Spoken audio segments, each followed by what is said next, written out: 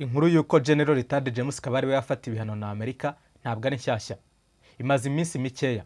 Byaranditswe, byaravuzwe, natwe twarabivuze. Uyu munsi umunyamabanga wa leta muri Minisiteri y'Ububanyi n'Amahanga n'Ubutwererane, General Rtd James Kabarebe yagaragaje ko Perezida Felix Tshisekedi wa Repubulika Iharanira Demokarasi ya Kongo ubwo yashyiraga intara ya Kivu y'Amajyaruguru na Ituri mu bihe bidasanzwe muri Gicurasi 2021 yateguraga intambara. Mu kiganiro n'ihuriro ry'imitwe ya politike yemewe mu Rwanda cyabaye kuri wa 25 Gashyantare 2025, General Rtd James Kabarebe yasobanuye ko uyu mukuru w'igihugu yashyizeho ibi bihe nyuma yo gutenguha bari bahagarariye umutwe witwaje intwaro wa M23 bari baragiye Kinshasa kuganira nawe ku buryo burasirazuba bwa RDC bwabonekamo amahoro, cyane ko muri 2019 yari yarabasezeranije ko bazakorana. Ati bigeze muri 2021 Tshisekedi ati ngiye gushaka igisubizo cya Kivu, gushyiraho ibihe bidasanzwe, ibihe by'intambara. Akuraho abayobozi bose b'abasivile muri Kivu, guhera ku baguverineri bose abasimbuza abasirikare. Abantu bayoberwa ibyo ari byo. Naho we yateguraga intambara. Ibyo yise kuzana amahoro muri Kivu, we yateguraga intambara. General Rtd Kabarebe yavuze ko abarwanyi ba M23 bajya kuganira Kinshasa batari bavuye mu Rwanda, ahubwo ko babaga muri Uganda mu nkambi ya Bihanga aho bari bafite intwaro zabo. Ati abenjiye muri Uganda barabatwaye, ba ntibabambura intwaro, babashyira mu kigo cya gisirikare cyitwa Bihanga. Bihanga si kure ya hano, ni amasaha nk'abiri n'igice uvuye hano. Yasobanuye ko ubwo Tshisekedi yasezeranyaga abarwanyi ba M23 gukorana nabo, Perezida Paul Kagame wari umuyobozi mukuru w'umuryango wa Afurika yunze ubumwe EU yamusabye ko yasenya umutwe w'iterabwoba wa FDLR. Perezida wa RDC arabyanga. Ukwinangira kwa Tshisekedi kwagize ingaruka ku Rwanda nk'uko General Rtd Kabarebe yakomeje abisobanura, kuko mu Kwakira 2019 umutwe wa Rudurunana ushamikiye kuri FDLR wateye mu karere ka Musanze wica abasivile 14. Igitero cya Rudurunana cyashimangiraga ububi bwa FDLR mu karere, kuko ni umutwe umaranye imyaka myinshi umugambi wo guhungabanya umutekano w'u Rwanda, ukabikora uturutse mu birindiro byawo mu burasirazuba bwa RDC hafi y'umupaka. General Rtd Kabarebe yasobanuye ko abarwanyi ba M23 bahanganye n'ingabo za RDC kuva mu Gushyingo 2021 bataturutse mu Rwanda, ahubwo ko babaga ku kirunga cya Sabyinyo ahaherera ku mupaka wa RDC na Uganda. Yagaragaje ko ubwo aba barwanyi ba M23 bari bakomeje gutsinda ingabo za RDC, leta ya RDC yongeye gukora ikosa ryo gukorana n'abacanshuro, yubaka bushya umutwe wa FDLR nyamara izi neza ko ufite ingengabitekerezo ya jenoside. Ati hari abibaza ngo imbaraga za FDLR ziri hehe? Imbaraga za FDLR ziri mu ngengabitekerezo. Uko baba bangana kose mu gihe bafite ingengabitekerezo ya jenoside, ntabwo bavuga ngo nta mbaraga bafite. Ingengabitekerezo ya jenoside nubwo yabifitwe n'umuntu umwe cyangwa babiri. Yatangaje ko umuryango mpuzamahanga ufite icyasha n'amateka y'ibyaha mu karere, kuko ntacyo ukora, nyamara impuguke zawo zemera ko ingabo za RDC FRDC zikorana na FDLR, zikanagaragaza amazina y'abofisiye bakorana n'uyu mutwe w'iterabwoba. Ati ndagira ngo mwumve impamvu umuryango mpuzamahanga udashobora kuba umwere muri iki kibazo cyo mu burasirazuba bwa RDC. Ufite icyasha ariko ufite n'amateka y'ibyaha, kuko buri mwaka izi mpuguke za ONU zihora ziza kureba ngo bikorwa by'u Rwanda, bikorwa by'imitwe yitwaje intwaro, bagatanga amaraporo agaragaza neza ko FRDC ikorana na FDLR, bagatanga n'amazina y'abantu bakorana nabo. Samidi RC mu mugambi mubi. General Rtd Kabarebe yibukije abanyapolitike ko leta ya RDC yazanye ingabo za Afurika y'Epfo, iza Tanzania n'iza Malawi ziri mu butumwa bw'umuryango wa Afurika y'Amajyepfo Samidi RC, zihabwa ubufasha mu bya tekinike n'ibikoresho kugira ngo urwanye M23. Yakomeje ati barangije umuryango w'abibumbye ufatiye Samidi RC Tshisekedi yazanye harimo Tanzania, Malawi na Afurika y'Epfo. Akanama ka ONU gashinzwe umutekano gaha MONUSCO uburenganzira bwo gufasha Samidi RC mu buryo bwa tekinike no mu bikoresho. General Rtd Kabarebe yasobanuye ko ingabo za Afurika y'Epfo, Tanzania na Malawi ziri muri Samidi RC, arizo zifashishijwe n'umuryango w'abibumbye mu kwirukana abarwanyi ba M23 muri 2013 bahungira muri Uganda. Yasobanuye ko ubwo Samidi RC yajyaga muri RDC, ibi bihugu bitatu bya SADC byari bizi neza ko byinjiye mu ihuriro ririmo FDLR byemera gukorana nayo. Ati mwibuke ingabo zari zigize FIB muri 2013 yari Afrika y'Epfo, Malawi na Tanzania. Muri 2024 Samidi RC igizwe na Afrika y'Epfo, Malawi na Tanzania. Ariko icyo umuntu yakwibaza, ese ibyo bihugu ko ari bitatu bajya kuza gufasha Kisekedi bari bazi ko bafatanya na FDLR? Yego, bari babizi. Ni ukuvuga ko nabo baje gufasha FDLR, kimwe nuko abarundi baje bazi ko FDLR ifatanya n'ingabo za Kongo.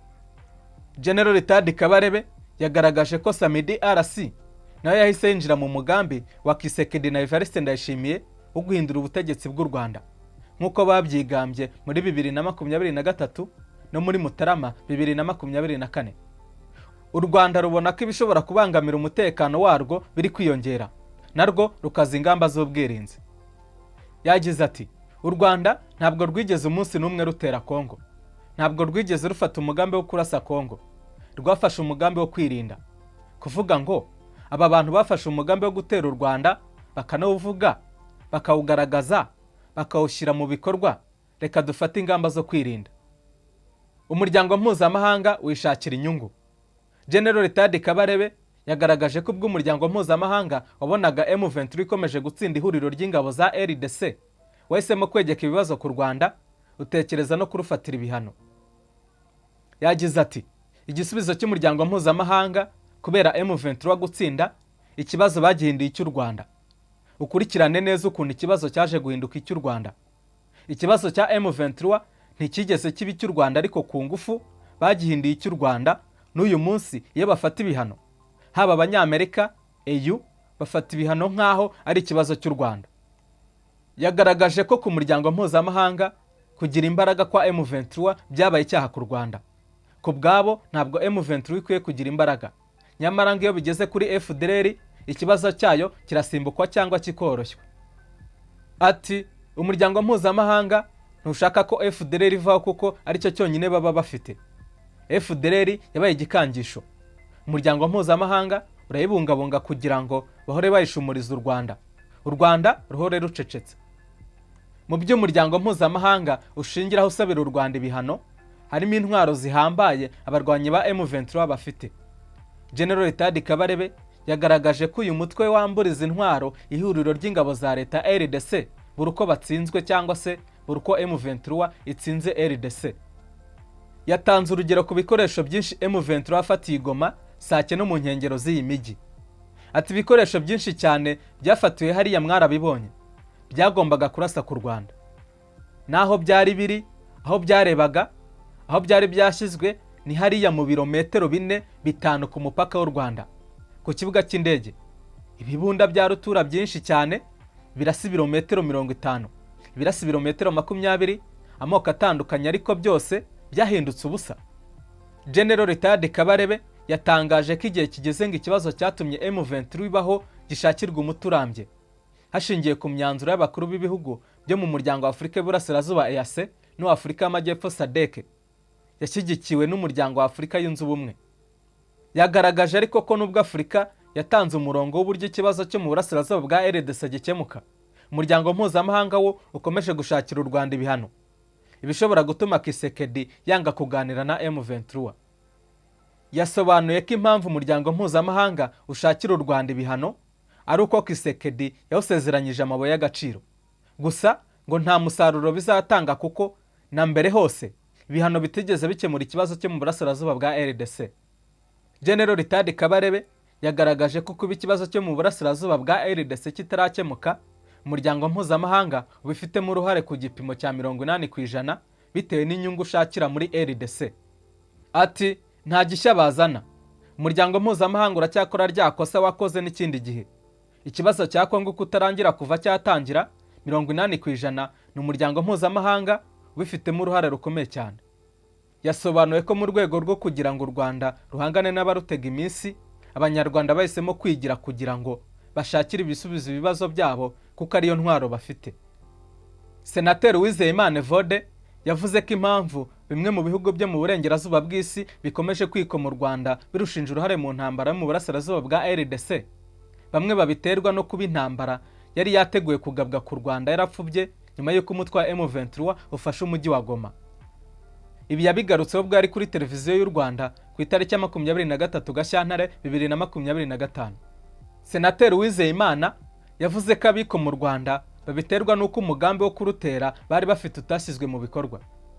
Ati ni abantu bafite ishavu n'agahinda kuko u Rwanda rutashwanyagujwe nk'uko bari barabiteguye.